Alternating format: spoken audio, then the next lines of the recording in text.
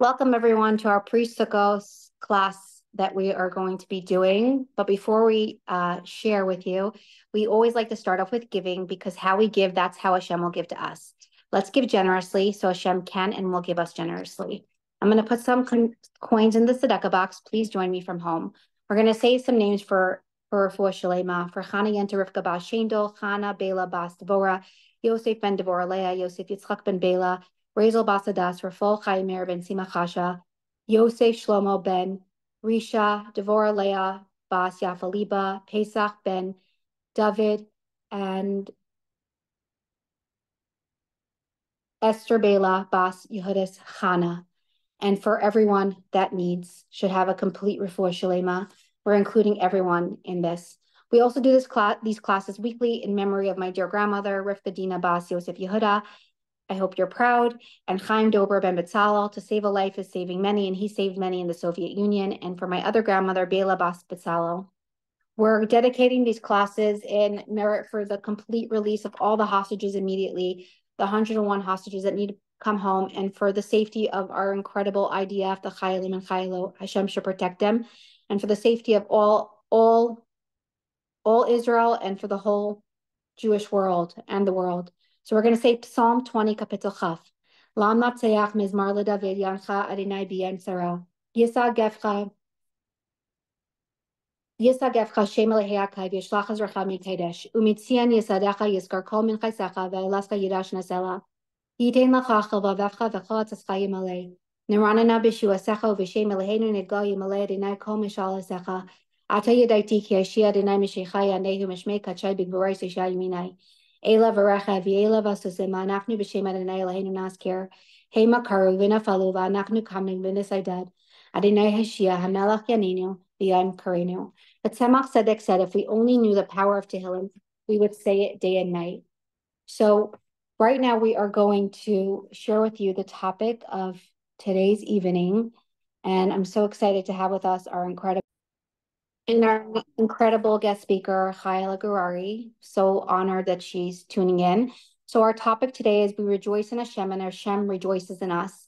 We're dedicating this class for the complete refuah shalema of Chayala's mom, a very special, incredible woman, Rivka Bas Hinda. She should have a complete refuah shalema, and she should live till Mashiach and with Mashiach healthy. So Chayala, welcome, welcome. We're so happy that you are here with us today. Thank you. No worries. Thank you. Welcome, welcome, Chayala. We're so happy that you're here with us today. Thank you so much for being here. Erev Yantif. Thanks, Chaya. I'm holding my cup of happy. And this is what we're getting ready for. The Yantif, which in these 7 days, we are going to draw all our simcha for the year. So we are so fortunate and so lucky that we have the teachings of our Rabbi and the teachings of our rabbis that teach us how to tap into true simcha, true joy that every person really needs, wants, and can connect to. So we just finished Rosh Hashanah and Yom Kippur. We spent many hours in the synagogue, many hours in shul, davening, praying, connecting to Hashem from the depths of our souls, davening for personal and davening for global. Really, it was a stirring, moving experience. Now, we have 4 days. These 4 days are called Guts Namin. It's connected to the 4 days, the 4 names of Hashem, Yud, K, Vav, K. And the Talmud tells us that we are so busy doing mitzvahs in these 4 days, getting ready for Sukkot, that actually people do not have any time to mess up. So we're focusing on tomorrow night, the Yantif of Sukkot. And the title of our talk is, We Rejoice with Hashem, and Hashem rejoices with us. So how can we truly rejoice when our life might not be, giving us exactly what we want, or we don't feel like our prayers are answered, or things might be heavy? We don't have to get into examples, but the situation in Eretz Yisrael. October 7th was marked, and actually there's a lot of concealment. What is this simcha all about? So I don't think we're going to have the answers to, this is a good Farbrengen class, but I do want to share some things that I find super helpful. Chassidus, which is the inner dimension, and thanks to Chaya, this is what this class is dedicated to, women connecting to Chassidus, which is the inner dimension of Torah, teaches us and really wants us to get to know as much as we can. And it says for the holidays, Ein Simcha, there is no joy, Ella b'basar v'yayin, with meat. If there's no meat and wine, there can't be true joy. The Torah attributes true joy, connects it to physicality, coming together. V'samachta b'chagecha is one of the positive commandments. This is the time to rejoice. And yet, so wine, yayin, wine, we make kiddush on wine, we make havdalah on wine. People get married with a cup of wine. We need by the chuppah, the wedding ceremony. At the bris, at a baby circumcision, there's wine. We're always, the Sheva Brachot is with wine. Wine is very much part. We say l'chaim, to life, on a cup of wine. Very, very much part of the Jewish celebration and the way we mark the different milestones in our life. Chassidus explains that wine actually is connected to our understanding. Wine has a taste. And when people can understand, like after this class, hopefully, everyone's going to be inspired to be only joyous. Because when we're joyous, we know Simcha Poretz Geder, it's a magical way of truly opening the channels for all the blessings, and our cups will be overflowing with joy. So the first thing Hasidus teaches us is try to learn as much as you can, because when a person understands, when we understand our spouse, when we understand our siblings, when we understand the different people that come into our lives, that everything is for the best, we just have to figure out our challenges, we can come to have compassion or understanding. We could come to a happy place. When is a person not happy? When there's a lack, when there's a disconnect, when we don't understand. So understanding generally comes to a deeper appreciation, to a deeper gratitude, to a deeper level of living life. Now you can say, wow, I remember telling my father, Todd, there's nothing like learning. It just opens up vistas and worlds for you. And he said, Chayala, there's nothing like doing. So this is where Sukkot comes into. Sukkot, we celebrate. Yes, we do drink wine in the Sukkah every day of Sukkot, but the celebration of Sukkot is called Simchat Beit HaShoeva. On Sukkot, every libation, every carbon that was given was always had to be given with a wine libation. It had to be with wine. On Sukkot, what was poured over the Mizbeach? What was poured over the altar? Water. And why water? Because water has no taste. Water has actually, people don't sit around and make parties around bottles of water. Because it doesn't add flavor, it doesn't have dimension. Water is very basic. Can we live without water? No, we can't. So the lesson for us from Simchas Beis HaShoeva, from Sukkot, is that there's something even more than understanding. You know what that is? Just because, beyond our understanding, we are happy, we are rejoicing with Hashem. We are rejoicing, we've come, because Sukkot is actually the culmination of our service, whatever we invested into on Rosh Hashanah and Yom Kippur. It says that Rosh Hashanah, we blow 100 blows of the shofar. If we do the numerical value of the schach in the sukkah, that's what makes a sukkah kosher. It's not the walls. The walls have to be kosher too. The walls express the embrace Hashem has around us. But what's on the top? On the top, it has to be something of a vegetative source, like it could be bamboo sticks, it could be branches of trees, it could be, if you're living out of the Midwest, it could be corn husks, date palms, anything that is not connected to the earth. It has to be cut off. So you can't have a sukkah underneath a tree.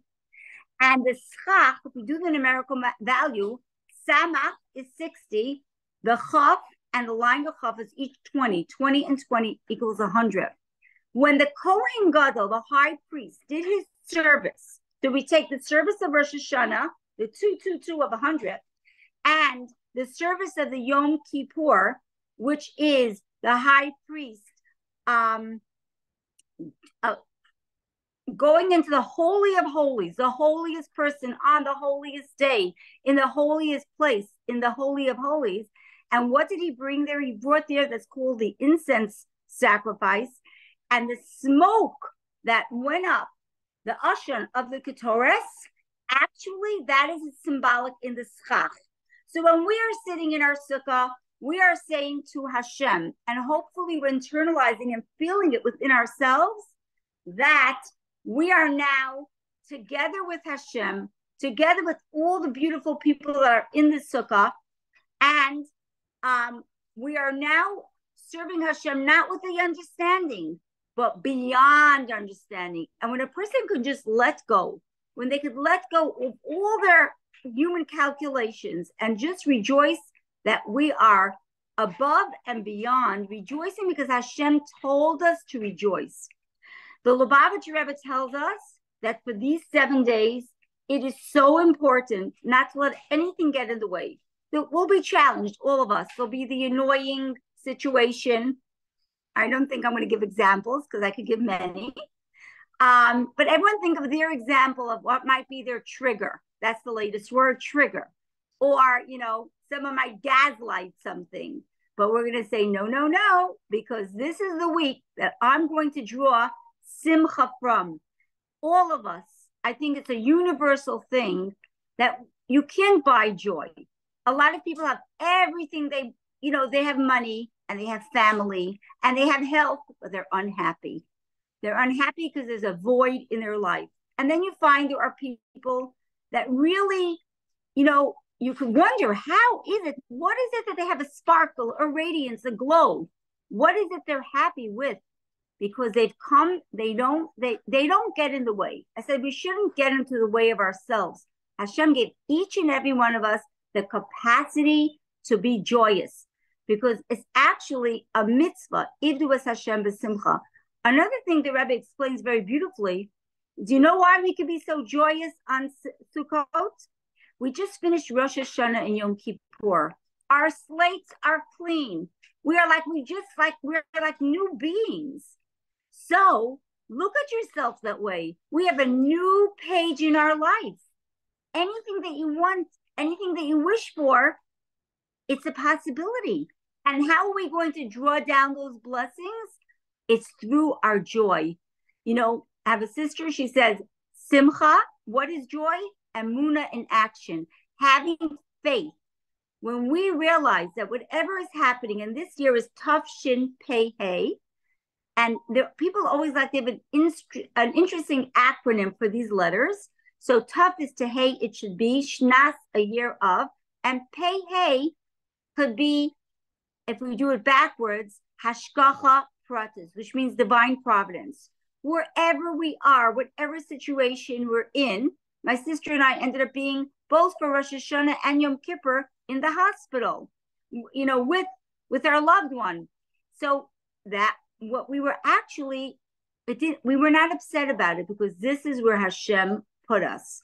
And so hopefully everyone's going to be in a joyous sukkah in the best of situations, but realizing that Hashem has the best plan for us, and we daven that we should, as the Rebbe would say, to see revealed good. So why do we rejoice on Sukkot? We rejoice because Hashem tells us to rejoice. We rejoice because we are all new people. We're clean people. And we just experienced, we became Baalei Tshuva. That means, people would ask me, are you a Baal Tshuva? I said, I wish.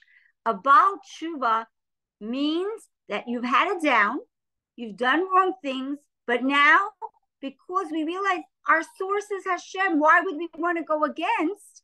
So actually, it's the down that gave us the clarity and the strength to go up.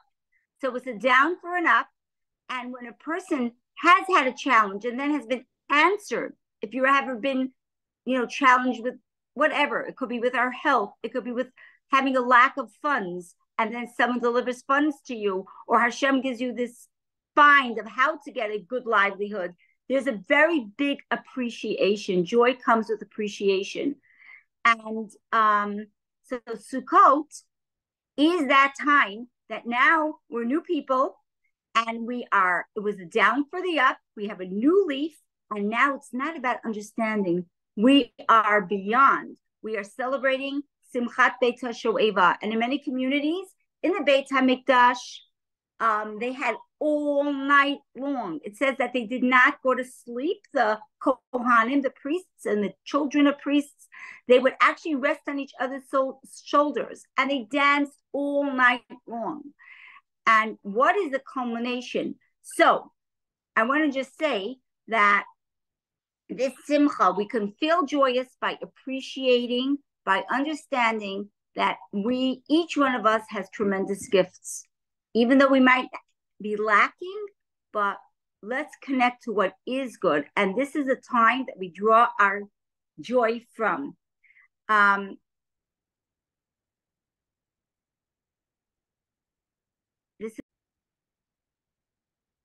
So the energy of the holiday and the underlying mitzvah is v'samachta b'chagecha, that we need to rejoice in this holiday. So joy we have, we're all committing to be joyous. We're going to prepare in joy, and we're going to have joy. But how do I really do the mitzvah? What do I do in the sukkah? So just by eating in the sukkah, it says it's even greater than going to the mikvah. Because when we do a mitzvah, let's say I'm going to make a bracha on my delicious coffee here. So my mouth did the mitzvah, and I'm drinking, okay? But when I go into the sukkah, my whole body is doing the mitzvah.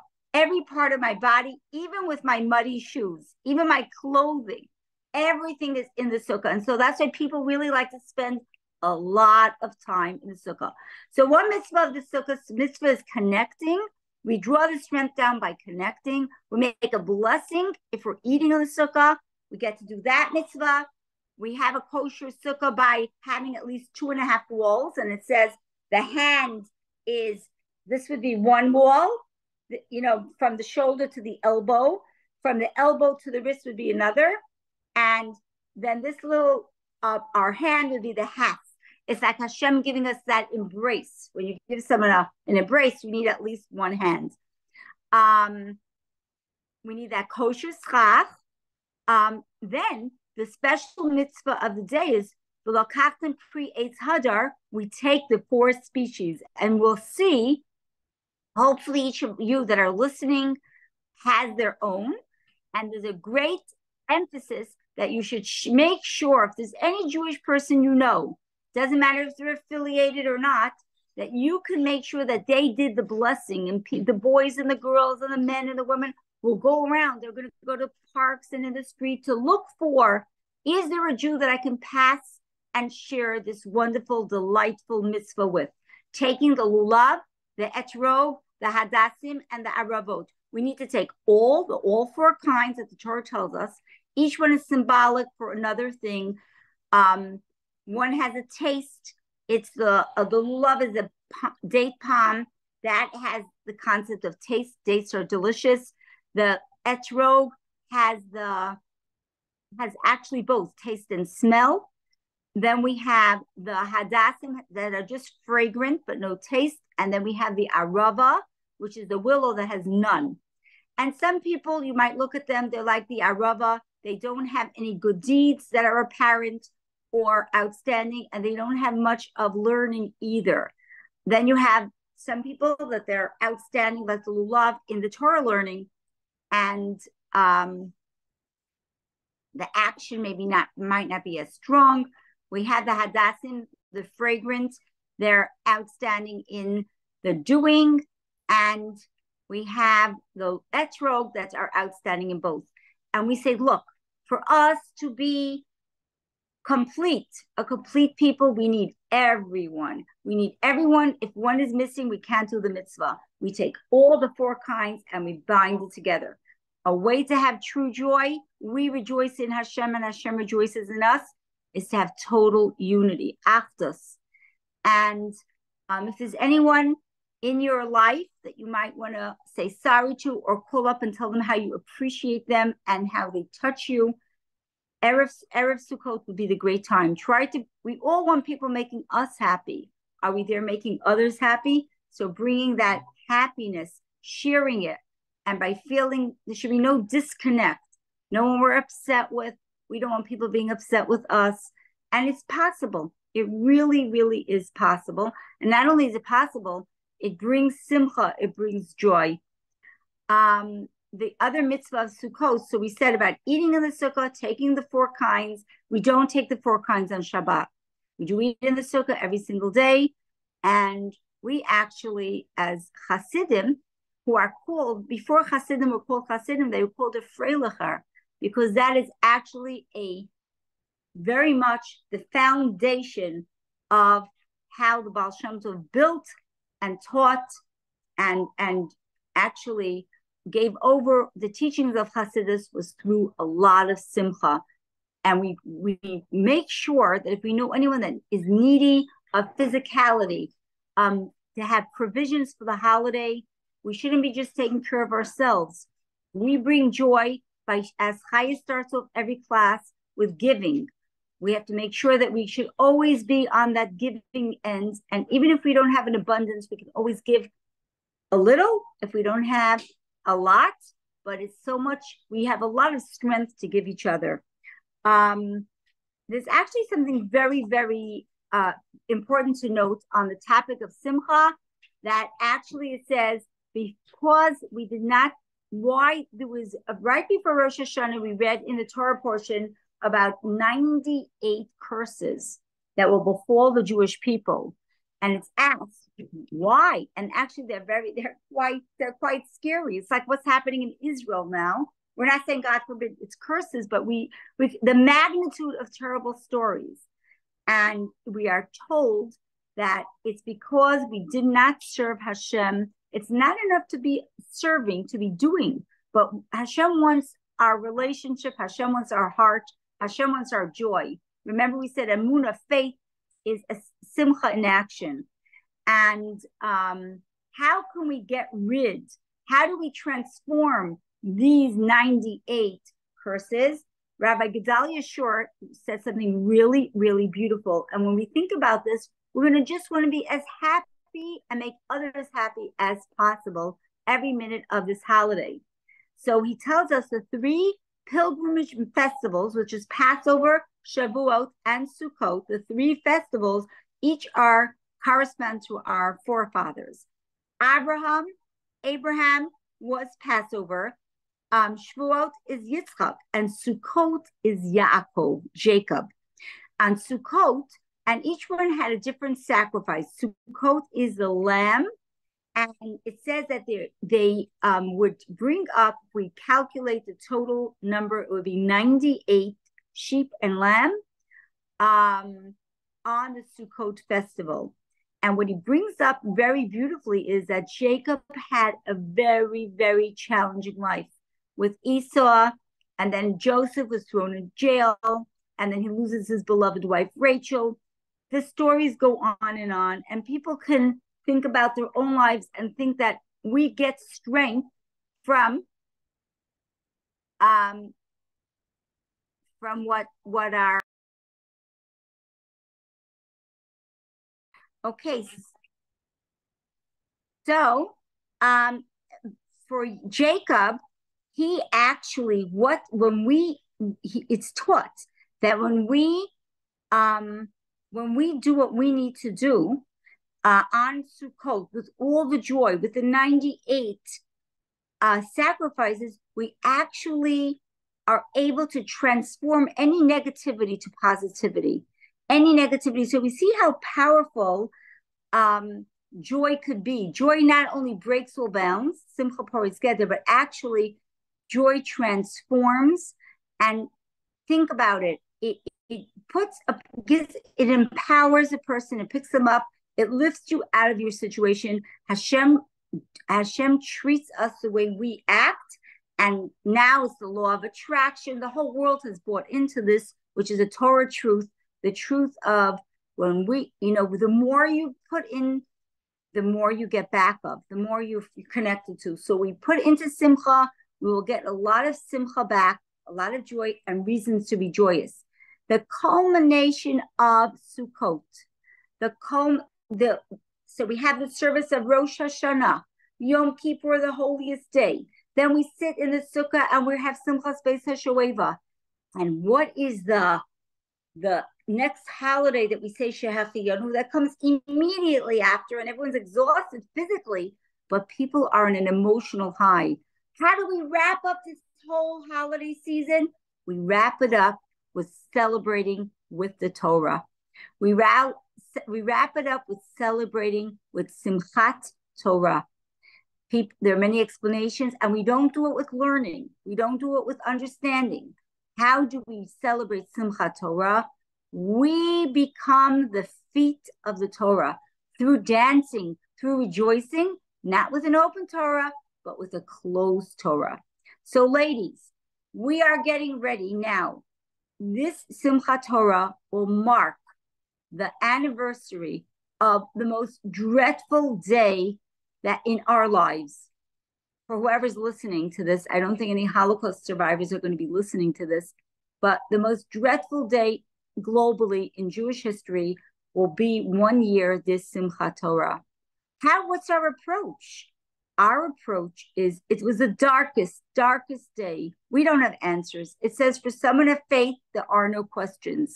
And someone their faith is shaken and they don't believe, there are no answers. We're not looking for answers. We are looking for total revelation to bring us, first of all, each one of us to reveal the strength of our soul. The strength of our soul, it says that a neshama its state is oz v'chedva b'mkomo. A neshama is joyous. A neshama is happy. A neshama is like a flickering flame that never rests. It's always dancing. Have that little vision, that what should we say? That image, imagery is important. The image of always dancing, always moving, not, when a person is feeling down, they're heavy. They're heavy. We'll leave it at that. So how are we going to make sure that this Simchas Torah is a day that will be transformed for total revelation of good? We have to increase in so much simcha and so much light. So simcha is general and must be from our essence. It's not going to be anything superficial. We have to really be real people, really connected. And the mitzvah is the ultimate connection. And by connecting to the holiday of Sukkot, taking with it the strength of Rosh Hashanah and Yom Kippur, we are going to be able to truly rejoice in Hashem, and Hashem will rejoice in us. I just want to touch on one more topic. And that topic is something that's very close. I was raised with this topic. And many times when we want a blessing, we are told to take a specific mitzvah, and that should be the vessel that Hashem could put that blessing in. And it says at the end of the Amidah, the Shemona Esrei, that the greatest vessel we can make is a vessel of shalom, of peace. And I want to touch on the mitzvah, being that we're our culmination of the holiday season is rejoicing with the Torah. I just want to give a little attention to the most holiest place. It says the Jewish home is number one when we need to fund, like the mikvah, but the next place is our shul. And I want to just mention to give an awareness about when a woman is in shul, and we're so excited to see each other, and especially if you come for a simcha, and maybe Sukkot, we're going to share who was in our sukkah and how beautiful it was and how joyous the Simchas Beis HaShoeva was. So we have to really remember that what the shul is for and what speech is for. It says that women were given there are 10 measures of speech in the world, and women were given 9. And we are told that actually women are royalty. And how does a king rule? Women are royal, women are noble. We're going to see that extra strength of women in the times of Mashiach. We're already seeing it now. How does a king, it says, Dvar Melech Shilton, how does a king rule? A king rules through speech. And we know Hashem builds the world with speech constantly. It wasn't built. Hashem is recreating speech. We know the power of a compliment, the power of a good word. It builds. And speech can, God forbid, do the opposite. And we know the importance of speaking at the right time in the right place. And so I am making this plea on this holy day of the Rebbe Maharash's Yortzeit, which is the 13th of Tishrei. He's known for, his name is Reb Shmuel, and he was known for Lechatchila, a river. That means from the onset, to just be expansive, to go over, don't look at limitations. And the mitzvah or the awareness I'd like to bring up is being really zipping our mouth. We know that we have the 9/10 of speech, 9 of strength, and we build worlds with our wonderful speech, and we build our families with speech by encouragement. And by all means, people should speak, not be texting and WhatsApping, but speaking to each other, words of encouragement, words of strength, words of Torah. But when we are in shul, when we are in the synagogue, if anyone was ever at a classical music concert, you can't even turn the page of whatever the handout is, because it's not respectful. So when we are hearing the Torah, when the Chazan is speaking, to realize that that is a time to take our powerful words of speech and really make sure that it's only directed with one conversation. And that conversation is to Hashem. Did you ever have the experience of being interrupted in the middle of a conversation, or you're talking to 2 people at once, like you're on the phone and meanwhile you're talking to someone else at the same time? People don't like it. They get annoyed. Imagine if we just give that thought for a second. So I think it would be a good mitzvah. The awareness I'm taking is that, yes, we were in shul, and now we're so excited to sit in our sukkah. And I'm going to take all that excitement and all that simcha and just bring that extra sensitivity that when I'm hearing the Torah in shul, the words that keep me strong, the words that infuse me, I'm going to make sure that I have one conversation only, and that is with Hashem. And my socializing will be after shul. And people really understand. You could just like point, give a gesture. We don't need to be lecturing anyone. But we should bring that awareness. And it's not just a good idea, but the Baal HaTanya, the Alter Rebbe, actually says that speaking in shul can bring terrible things. So we don't want to be, we don't want to say the negative. We want to say the positive, that it's shul that is silent, a shul that you can hear the chazan, that we can hear the Torah, and we're not talking. We'll bring the best brachas. And we are daven that this Simchas Torah, we will all be reunited together in Jerusalem with one of the symbolisms of the lulav is a symbol of Dida Notzach. It's like a large spear. If you see the men, if you're lucky enough to live in a Jewish community, you will see everyone walking around with their large lulavim, and they daven, they say Hoshinas. It's just a very royal look. And we say to ourselves and to the world, Dida Natsach, we have been victorious. The Jewish people will be victorious, and we will see a lot of peace.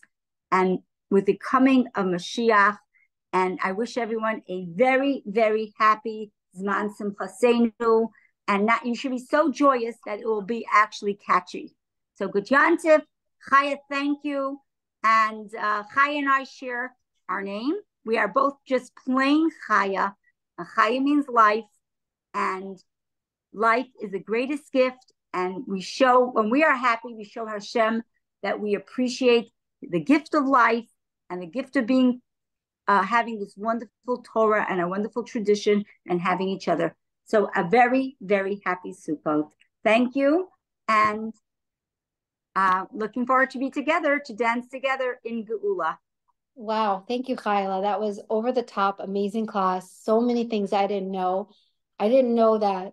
I always like wondered why you have to be quiet in shul. And like I see people shushing and I notice sometimes people around me talking and I'm quiet because I know it's the right thing to be quiet, but I never knew to this extent that when you talk during Torah reading, it could bring bad decrees. And I hope everyone listening is going to really take it upon them to, like Chaya said, to be quiet or just to leave shul and speak to your friends out of shul and respect the words of Torah, because Torah is protection. Every mitzvah in the Torah is protection for us. Everything we do for Hashem is everything Hashem gives us, like the mitzvos, they're really, and commandments, they're really for us, like to benefit our lives. And I've seen that in with my own eyes with many different mitzvos that I looked into and just different things that happen in my personal life. So I'm going to request today, I always like to have a takeaway from this class. Number one is, of course, to be happiness.